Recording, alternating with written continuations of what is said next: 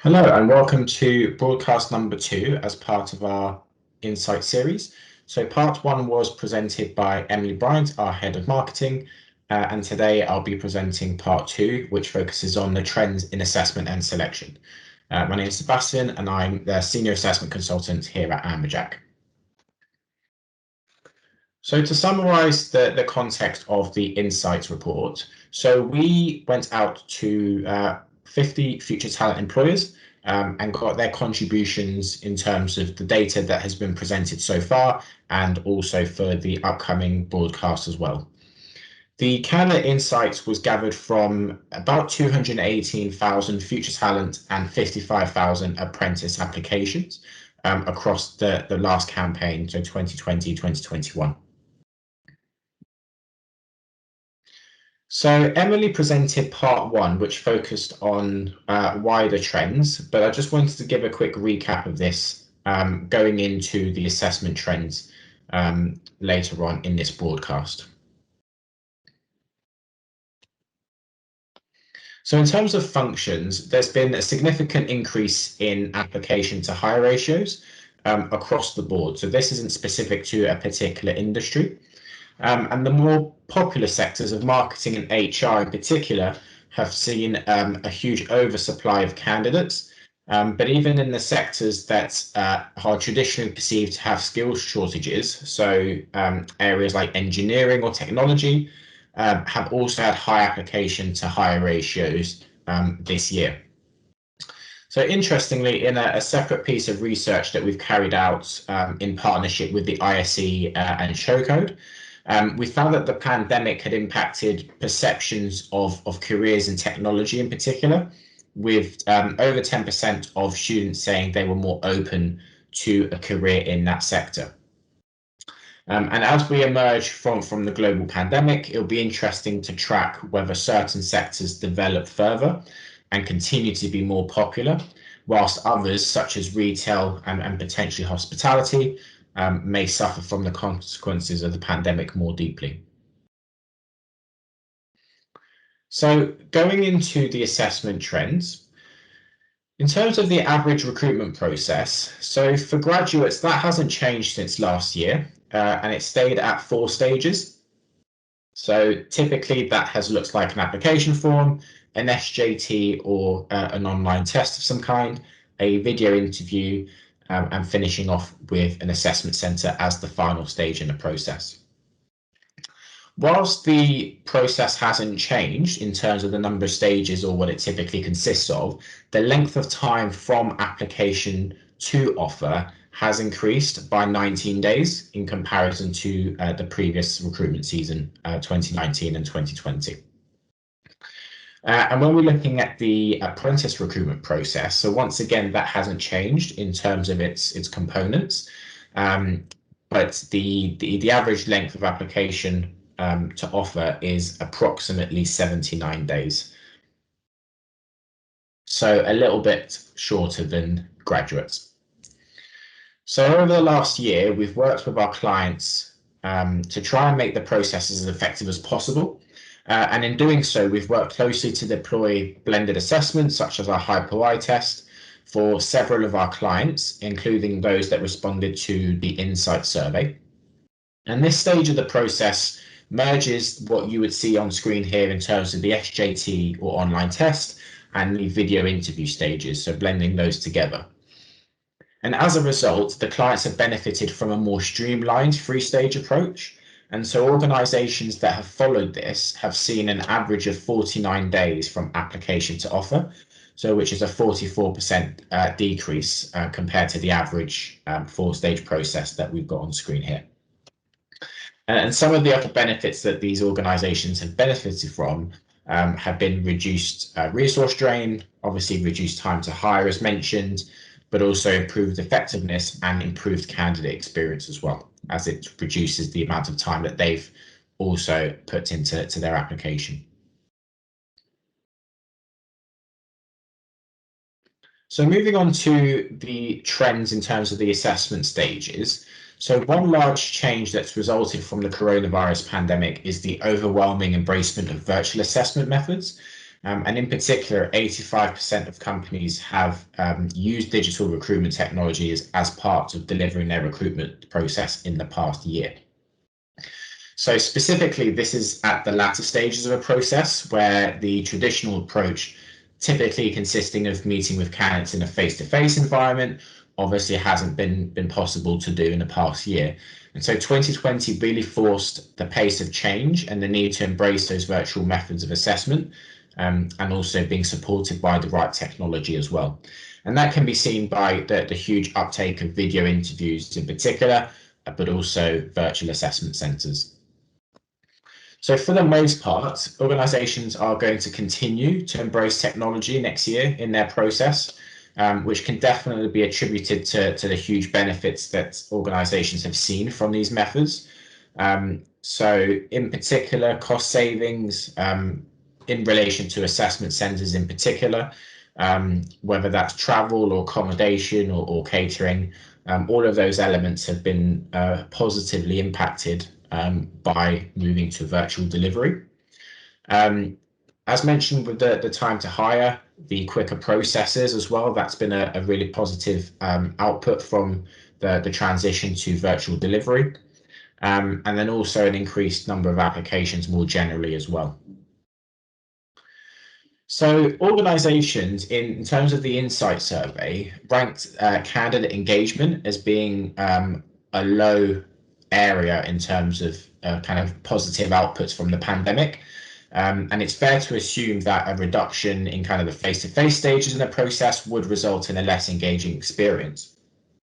However, from the NPS data that we've collected, we can conclude that it's in fact not necessarily the majority candidate view. So if we compare the average NPS scores by stage that you can see on screen, the assessment centre delivery in 2021 hasn't really changed in terms of the face-to-face delivery as well. So it's kept fairly consistent across the board. In terms of the online tests and blended assessments, but also video interviews, we've seen a real uptake as well in NPS scores and a real increase. In particular for apprentices, where there's been a large shift from telephone interviews and the increased perception that video interviews are great for candidate experience, which is reflected here in the NPS scores.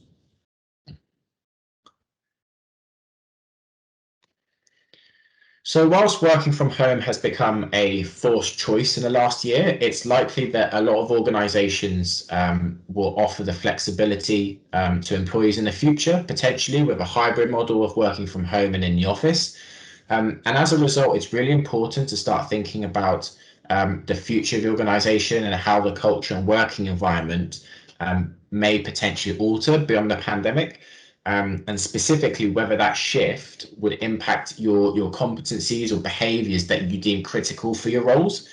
So what once may have been critical for predicting performance may now take a back seat, and more forward-thinking and digitalised competencies may be more appropriate. So in particular, when we're looking at graduates, when we look at the top 5 behaviours that have been assessed this season, we can see that communication, collaboration and teamwork and resilience are the 3 most important factors for organisations. And that's not surprising, as they're some of the key skills that are required when working virtually in particular. Motivation, whilst it's dropped a few places, it's still an important factor for organisations to assess in their candidates. And innovation in particular has also moved up the list. So underlying the fact that organisations are seeking individuals who can think creatively and drive change within their organisation as well. And that's really topical in terms of the transformational aspects of the last 12 months. So if we look at the apprentices in particular as well, and the top 5 behaviours that are assessed for that cohort this season. So once again, teamwork and communication are seen as really important factors. So as again, working virtually, that's a key skill that they're going to need. Problem solving has also moved up the list quite significantly. So reflecting on organisations seeking apprentices who are able to find solutions to problems that are faced within their organisation. And then also results focused is a new entry on the list this year, which is really showcasing organizations' desire to identify individuals who are keen to make an impact, and also think about the end goal as well. So all of these are elements that we would recommend you consider ahead of next season, and see whether there's any of these that resonate with you, and any competencies that you typically look for, whether those are still going to be relevant, depending on what your working environment and culture is going to look like beyond the next stages of the pandemic opening up again. So the next area we wanted to talk to you about was considerations when using virtual assessments. So I mentioned earlier on that a lot of organizations are making that transition, but some of the things to look for when you're using that to prevent cheating in particular is something that's had a real focus on this year, and it's put a big spotlight on plagiarism. So research has suggested that when given the opportunity, up to 10% of candidates may cheat in some capacity. So whether you do choose to adopt full virtual assessing or reverting to face-to-face methods, it's important that when you choose kind of a suitable digital platform, that the technology has built-in remote trust features, and I'll talk a bit about that in just a second. So the key things to look for, first and foremost, is to include strong wording to deter cheating. So whether that's any communications that you deliver with your candidates across the recruitment process, but also in particular leading up to an assessment center, or at the start of an assessment center in particular. Having an authentic measure within your assessments as well, especially for online stages of a process where it's a bit more automated. Being able to have a video response that would need a manual review in particular to help kind of deter some of those elements if a candidate is potentially using someone else to help them when they sit their assessments, for example. And if you've got the capability as well, I'd recommend recording the candidate throughout. That's been found to also be a really good deterrent in order to prevent cheating. So going towards the end of the process and thinking about virtual assessment centres, some of the elements we've been working closely with this year has been disabling copy and paste features. So in particular, if candidates are having to submit written outputs, what they could quite easily do potentially is to take a copy of a friend or someone online who's also taken your assessment centre earlier on in the year, and basically submitting the Word document or PDF of that, and actually not completing the work honestly. So one of the things that our impact platform can do is to disable the copy and paste feature. So really forcing candidates to complete their assessments and written outputs in particular in real time, and having to type that out within the system rather than being able to use anything that they may have pre-prepared outside of our virtual assessment platform. And lastly, the automatic checks. So being able to identify whether anything that a candidate has submitted is similar in any way to what previous candidates may have submitted across your campaign. So again, looking at potentially friends who may have applied, some may have attended assessment centres a couple of weeks before and shared their answers with their peers. If a candidate was to submit the exact same response or very similar response, the system would be able to detect that and flag that for you in terms of high rates of plagiarism. So this is something that our impact platform, so our virtual assessment platform, has really been focusing on in the last 12 months. Because not only does the fraudulent behaviour pose a threat to virtual assessment centres, it's really important when you're coming to making those hiring decisions that you're recruiting individuals who are honest and obviously reflect your values as an organisation.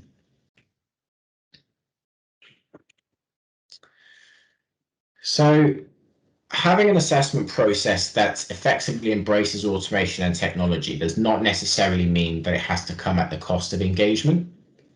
So specifically, there's a few areas that we wanted to talk to you about to really keep that candidate engagement high. And the first one is storytelling.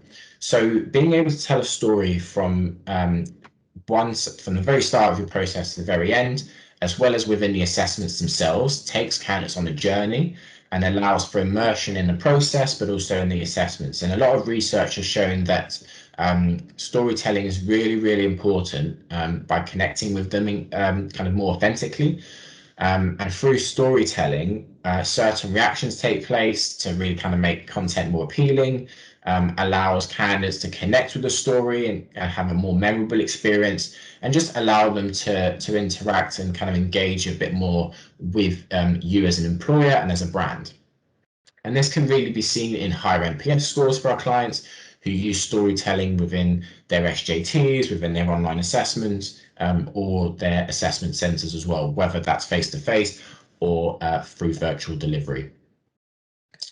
The next one is candidate-led. And what I mean by this is giving candidates the independence to guide themselves through the entire assessment process really increases engagement. So candidate-led virtual assessment centres, for example, allows candidates to kind of follow a schedule, attend meetings without being prompted by an assessor or facilitator to do so. And our impact platform allows candidates to do that, review their diary for the day, respond to emails. And this approach really helps the candidate feel as though they belong to the organisation and completing a real day at work, which fundamentally will increase engagement by providing that realistic job preview. Then we want to talk to you about video features. So although a candidate might not be visiting your office for the final assessment centre, if you're continuing to use virtual delivery, it may be a good idea to slowly introduce them to your organisation and your type of culture and environment that they can expect. So this could be really, really early on in the process through immersive SJTs or video interviews, for example. And you can have really rich content outside of standard questions that you can share with your candidates. So, for example, you can have an introduction from someone in your early talent team, provide hints and tips for how to answer questions, maybe have some footage of your offices or day-to-day life in your organization, and maybe even a blooper video as well, just to showcase who you are as an employer. In terms of engagement as well, auto feedback is a quick and easy way to keep candidates engaged in the process and feel like they're getting something back regardless of the outcome. And feedback has always been something that's been critical for graduates and apprentices in particular. So with the right technology and the right design, you can introduce that at any stage of the process, so at the very end or up front, and just provide candidates with some information on what they did well on a particular assessment, and potentially some areas for improvement as well. And lastly, candidate coaching. So a great way to boost candidate engagement throughout the process or before an assessment centre is to conduct coaching calls with them. So in the traditional format, it's really setting a candidate up for success by giving them clear expectations of the assessment centre, talking to them about what good looks like for you as an employer, and also give them the chance to kind of ease any concerns they might have throughout the day. So in the past year, organizations have replaced that traditional call with online group chats via Teams or Zoom, for example, and has also allowed employers to incorporate tech checks with candidates in preparation of virtual assessment centres, to really make sure that they have everything they need from a technology perspective, so that when it comes to the assessment centre, they can really focus on being their best selves, and being able to engage with the content that we deliver to them. So a lot of employers will continue with kind of either a virtual delivery or hybrid approach. And we've been developing our technology behind the scenes over the past 12 months to ensure that it continues to be market leading and maximizes candidate engagement. So one of those upcoming functionalities that we'll be announcing very soon is a kind of virtual lobby within our Impact, our virtual assessment platform, that candidates can interact with others at the start of a day and try and simulate the experience that they would get if they were to join your offices prior to the start of an assessment day.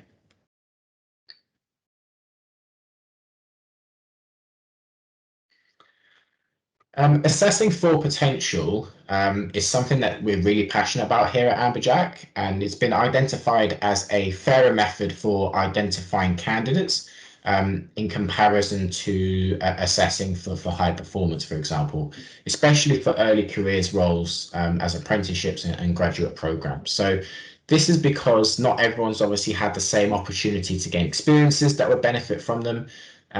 But by assessing for potential, past experiences won't bias the recruitment outcome. So taking this approach has become even more critical since the onset of the coronavirus pandemic, lockdowns, and also to a certain extent the mishandling of the 2020 A-level and GCSE results. So all of those events have made it even more difficult for candidates to gain meaningful work experience, and has really brought the focus on future potential to the forefront in assessment.